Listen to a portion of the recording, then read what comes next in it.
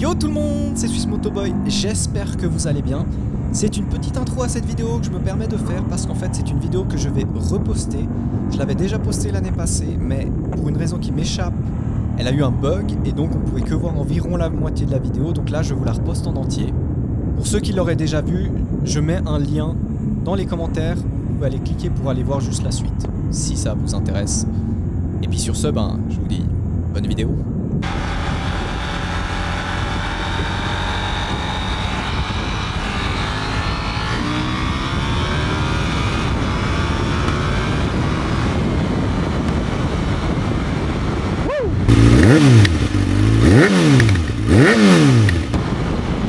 Yo tout le monde, c'est Swiss Motoboy. J'espère que vous allez bien. Nouveau test, ça continue avec du plaisir, full plaisir. Après la 1290R, la 890R. Là on est déjà sur quelque chose de tip top. J'ai essayé la grande, j'essaye maintenant la un peu plus petite, mais qui franchement... Alors oui bien sûr, par rapport à l'autre, il y a un moins de puissance, mais il y a ce qu'il faut. Bon alors pour comparer à la 1290, j'ai vraiment l'impression d'avoir à peu de choses près la même moto, en moins puissant bien entendu. Après elle accélère, il n'y a pas de souci à se faire là.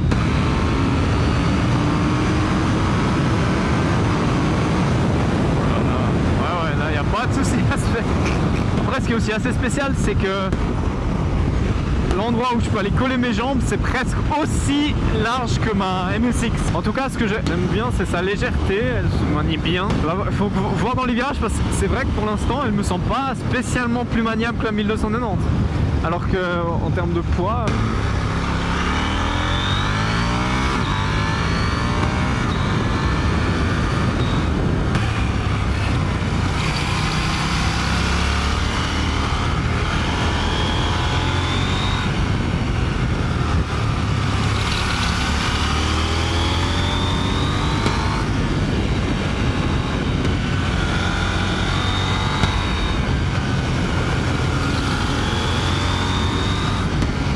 non mais c'est... Oh là là, je l'adore. C'est un jouet. C'est un putain de jouet dans les virages. Oh là là là là. J'exagère un poil mais c'est presque ma Grom dans les virages.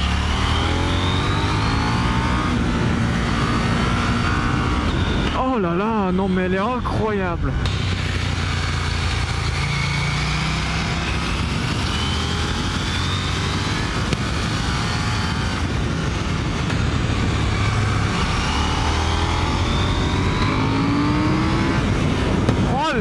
Là. Oh oui, elle freine bien en plus. La 1290 est incroyable à rouler, mais alors la 890, c'est un vélo. Ah putain, je signe où? Je signe où? Oh putain, ce jouet. Mais mon dieu, ce jouet. Ah par contre, j'ai pas vu le support de plaque. Ça, c'est à changer dans les 10 secondes qui suivent. Ah, waouh quoi. Elle se roule tellement bien. C'est indécent comme elle se roule bien. C'est mal poli comme elle se roule bien. Oh là dans les virages, mais j'ai tout de suite été en confiance. Et bon, je suis quelqu'un qui est pas spécialement méga confiant à la base, mais là c'est venu beaucoup trop vite. C'est incroyable. Je disais depuis un moment, mais bon, j'en avais jamais l'assurance, mais je me disais, ça doit être la lame de rasoir actuelle pour la route. C'est-à-dire que c'est un peu la moto qui va être le plus efficace sur nos routes parce qu'il y a un mélange entre la puissance et la légèreté. Elle est ni trop puissante parce que de toute façon il y a un moment où on peut plus rouler plus vite. Là je suis tout de suite en confiance, j'ai déjà pris de l'angle et je comprends pourquoi mon pote qui roule avec sa 790 il me trace tout le temps. Regardons un petit peu ce que cette 890 Duke a dans le ventre. Là j'ai pu tester la R, donc c'est de celle-là que je vais parler maintenant. Mais il y a aussi la 890 simple, qui est vraiment la remplaçante de la 790. Mais maintenant, on se concentre sur la R.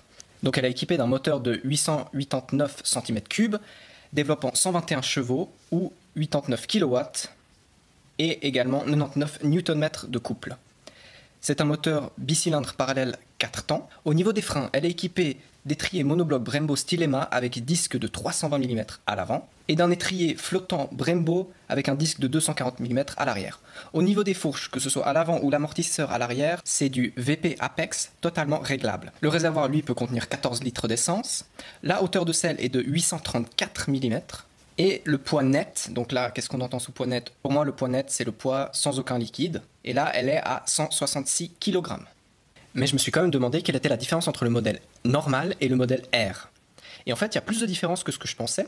Déjà, juste au niveau de la puissance, 115 chevaux au lieu des 121, 85 kW au lieu de 89, et 92 Nm au lieu de 99 Nm de couple. Mais bon, jusqu'à là, c'est pas spécialement choquant, la différence est vraiment minime. Et je me demande si c'est pas pour pouvoir la brider pour les permis élèves.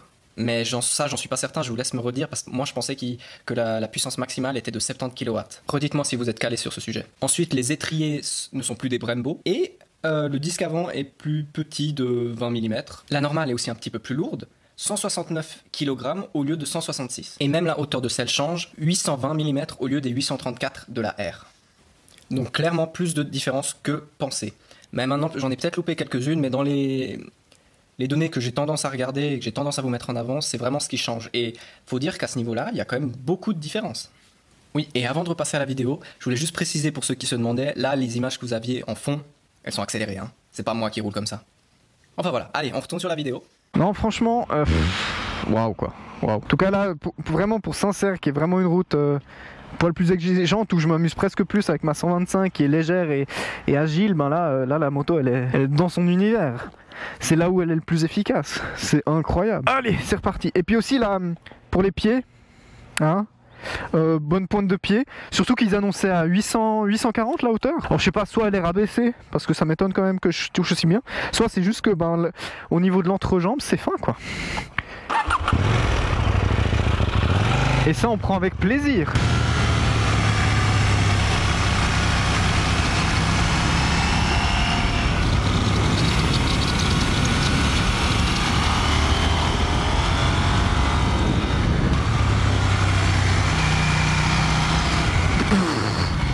Les graviers, je les avais oubliés ceux-là.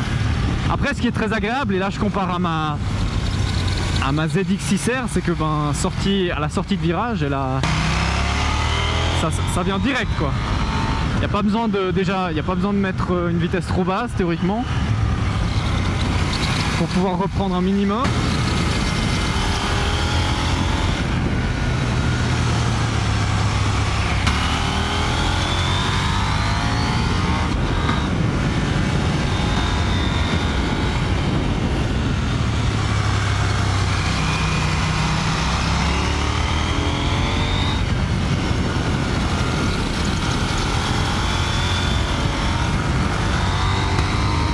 Puis au niveau du bruit de la moto, franchement, elle ronronne bien. Puis là, quand il s'agit de faire un petit dépassement, je me fais presque surprendre par l'accélération. Là, on est vraiment, pour moi, là, c'est ce qui fait le plaisir, c'est que c'est ce mélange raisonnable entre légèreté et puissance.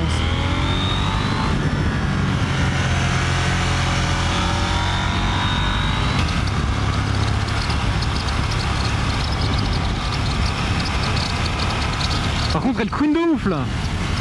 C'est quoi ce chenille?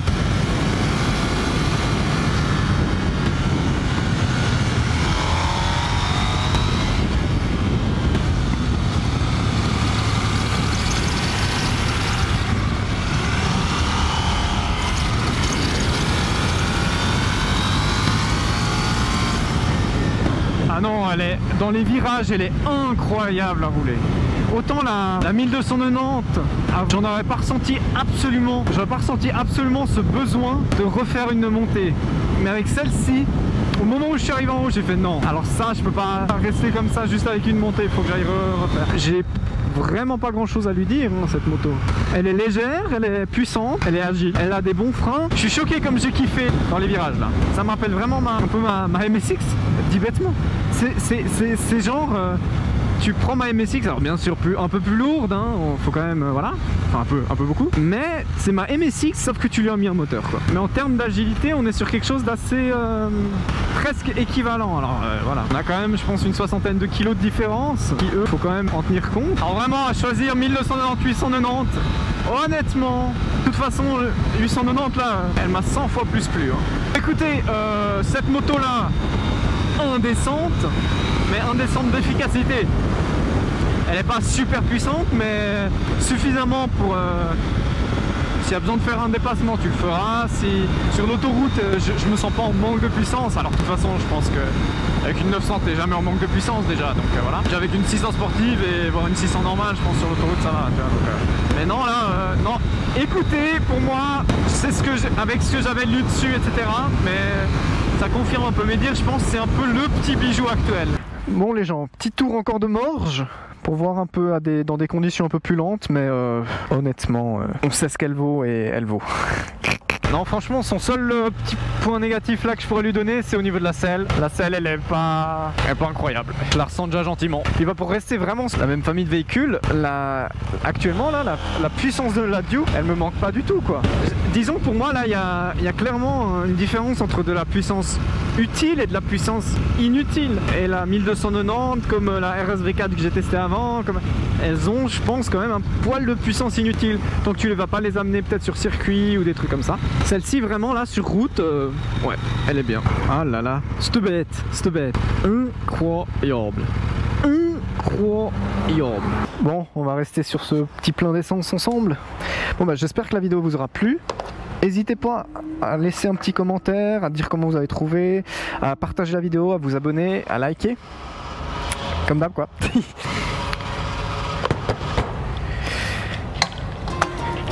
Et puis ben sur ce, moi je vous dis ciao.